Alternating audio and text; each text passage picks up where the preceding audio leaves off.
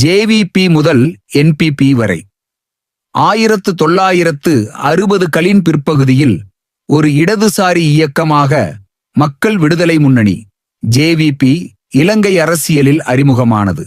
1971 மற்றும் 1987 முதல் 1989 காலங்களில் கிளர்ச்சி மூலம் நாட்டில் ஆட்சியை கைப்பற்ற முயற்சித்து அரசாங்கத்தால் மிக மோசமான முறையில் அடக்கியொடுக்கப்பட்டது.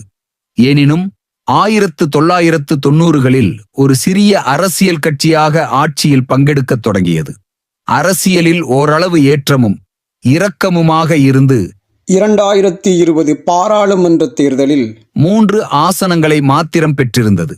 2022 ஜனாதிபதி கோதாவை பதவி நீக்க நடைபெற்ற அறகலைய எனும் மக்கள் எழுச்சி போராட்டத்தின் முறைமை மாற்றம் எனும் கோஷத்தில் சிவில் சமூக அமைப்புகளின் பின்னணி பலமாக இருந்தது.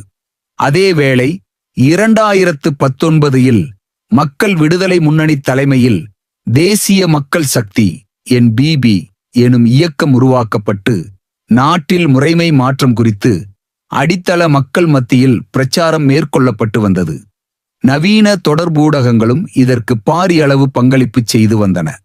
அந்த வகையில் 2024 ஜனாதிபதி தேர்தலில் தேசிய மக்கள் சக்தியின் தலைவர் அனுரகுமார திசாநாயக வெற்றி பெற்றதுடன் பாராளுமன்ற தேர்தலிலும் அக்கட்சி 159 ஆசனங்களுடன் விசேட பெரும்பான்மை பெற்று இலங்கை அரசியலில் தனிப்பெரும் அரசியல் சக்தியாக இன்று உருவெடுத்துள்ளது.